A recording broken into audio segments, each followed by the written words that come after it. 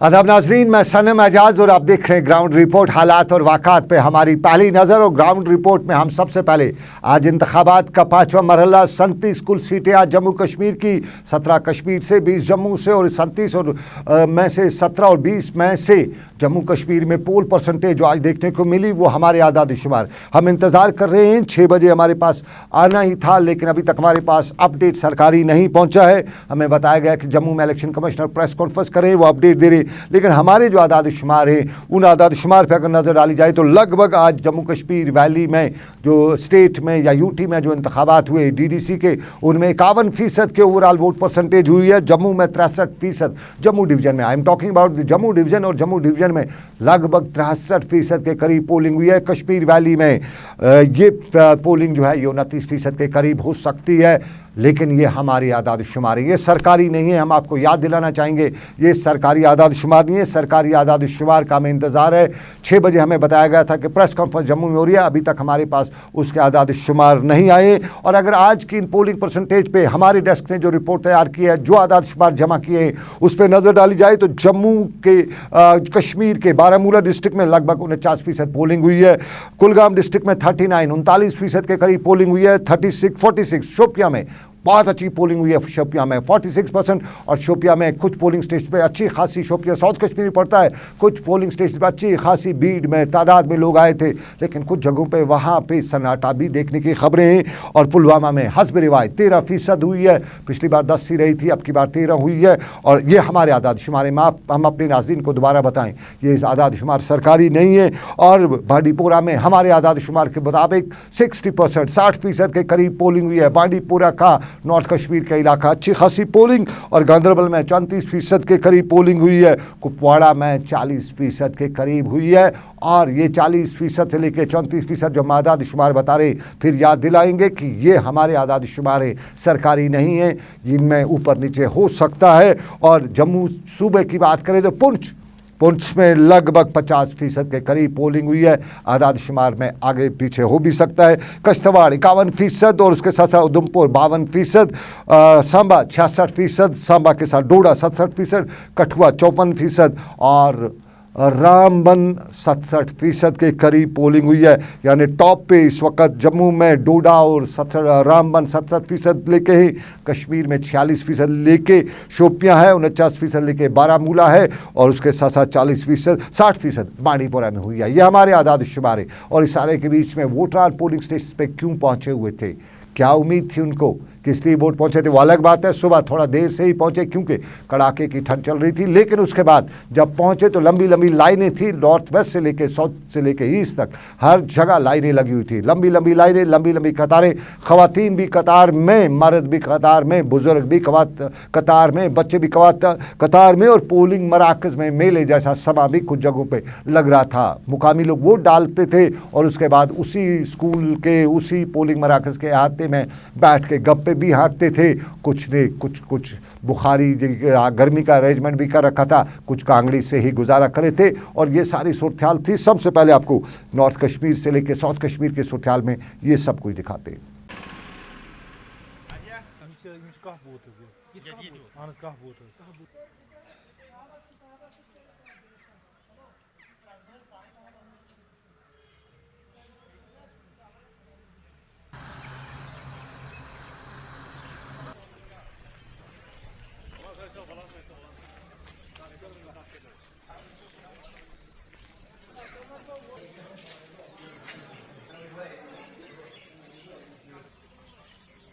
देखिए, आज लोगों को खुद फैसला करना है कि बीजेपी सरकार ने हमारे साथ क्या किया, आज तक कौन सा जुल्म हुआ है हमारे साथ आज तक।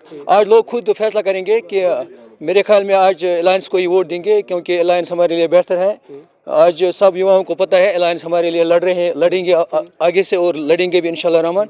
अलायंस को ही वोट मिलेगा। देखिए, कैंडिडेट तो हमारे ख्याल में सही है, तो इस बार तो डेवलपमेंट हो जाएगी, लेकिन हमें पूरा भरोसा है उस पर, जो हमारा इधर कैंडिडेट है वो इंशाल्लाह रहमान कर सकता है। सर अगर ये डीडीसी इलेक्शन आज तो मुनक़िद हुआ, अगर लोग इसको अच्छी तरह से इसकी ये जो वोटिंग इसकी 80% लोग इसके एतमाद पर वोट देते हैं, अगर अल्लाह ने चाहा तो इस वक्त ये जो मुत्तहिद होकर लोग जो डेवलपमेंट की जो बातें चल रही हैं, इंशाल्लाह इस वक्त आने वाले वक्त हमारा ये डेवलपमेंट बहुत, खासकर बिजली डेवलपमेंट या एजुकेशन डिपार्टमेंट, इसमें बिल्कुल यहाँ से डेवलपमेंट नहीं हुआ है क्योंकि लोग बेखबर थे। इस बार उम्मीद रखते हो आप? हाँ इस वक्त, हाँ इस अब तो हमारी बहुत उम्मीदें हैं इस डेवलपमेंट की।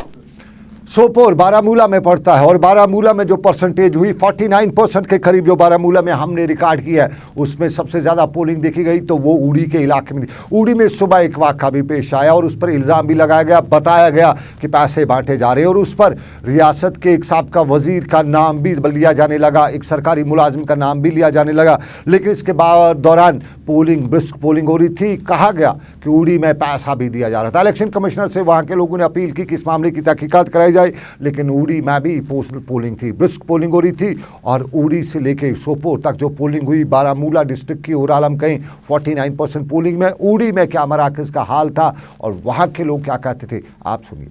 हमने भी सबसे पूछा, सबका यही कहना है कि सिर्फ डेवलपमेंट जो अच्छी करवा सकता है, जिस पे हम होप कर सकते हैं, उम्मीद कर सकते हैं कि आगे चल के हमारे इलाके के लिए अच्छा कैंडिडेट साबित होगा, इंशाल्लाह उसी को वोट डाला जाएगा। डीडीसी नुमाइंदा हमने उसको इसलिए वोट दिया कि ये आवाज़ हमारी आगे तक पहुंचाएगा।